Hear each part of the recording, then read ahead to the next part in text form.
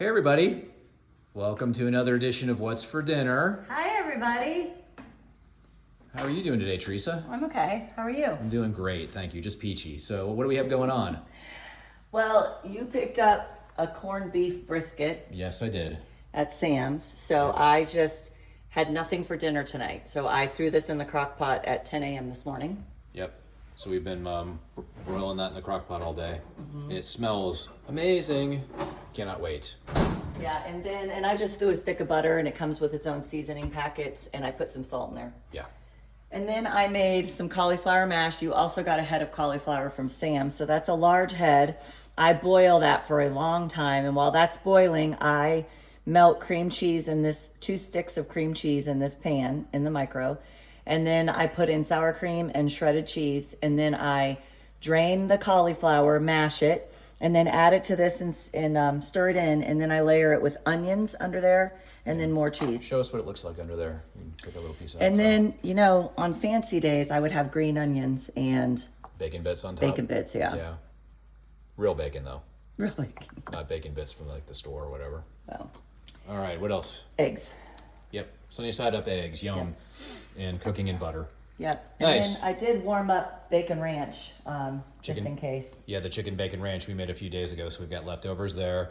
And then we love to use the Jane's crazy mixed up seasoning. That's like one of our favorites. To that and Redmond's. I use Redmond's, yeah. Redmond's real salt. So And then we'll use little this on Dijon the mustard and a little yellow mustard for the Corned beef. corned beef. Yeah. Okay, so all this stuff here, metabolically speaking, will any of this cause your your blood sugar and then your insulin to spike? No. So if you're a diabetic, this is the perfect meal for you. I just saw a couple docs, Dr. Eric Westman, Dr. Ken Berry, getting together and making their own diabetic association to put actual good recipes for diabetics to eat. But anyway, there's no sugar in here, so there's nothing to spike your blood sugar. There's only fat and protein, so nothing Okay. will spike your blood sugar. So you would be very cautious to use insulin before this meal, because there won't be any rise, and that insulin you gave yourself could knock you out to the bottom. So Oh, so for you diabetics who are taking insulin and Yeah. whatnot. So yeah, that leads to a good point is when we talk about metabolic health and we're talking about losing weight. So our goal here is to modulate or control insulin. Yes. And because while insulin is on board, which insulin of course is on board whenever we eat carbohydrates and sugar.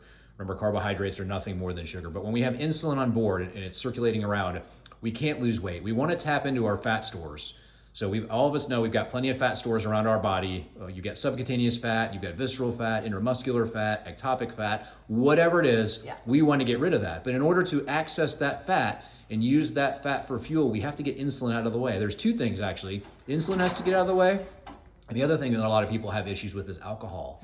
So both alcohol and insulin have to be metabolized and out of the bloodstream in order for us to tap into those supplies we want to get to. So in any case, just wanted to say that. yeah, there's boys behind you now. So Yeah. So you know,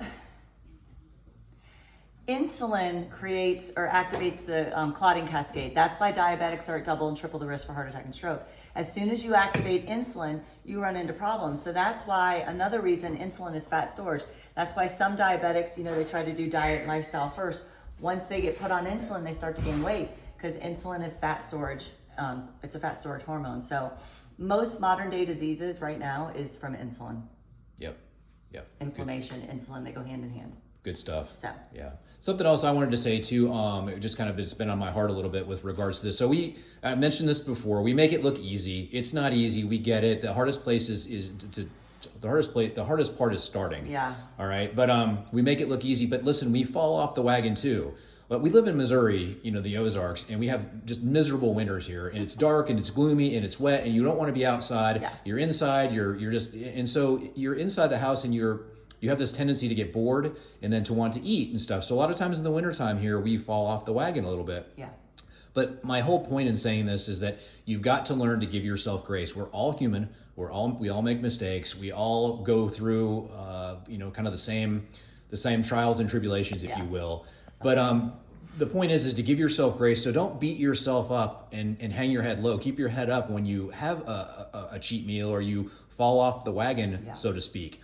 And so what I'll typically do is sometimes we'll have pre-planned cheat meals. We'll say, okay, we're going to have something tonight. We're going to go to Andy's, or we're going to just do something that we know is not going to be particularly healthy for us. And when we do that, what I'll typically do is fast for 24 hours after that. So I don't expect, a lot of people aren't going to fast for 24 hours. I get that. But the point is that I allow time for my body to clear out the sugar and the insulin to lower down, and just to my body to kind of reset again.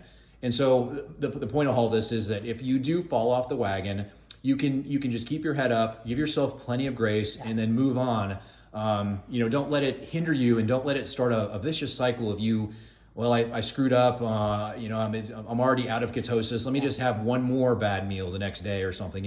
It's a vicious cycle, and you've got to be careful of that. Well, and that's also the enemy comes in. Like, what do you think you deserve to be healthy and skinny? Like, how are you going to lose weight? Yeah. How long have you been fat? You've been fat for a long time. What do you mean you're going to lose?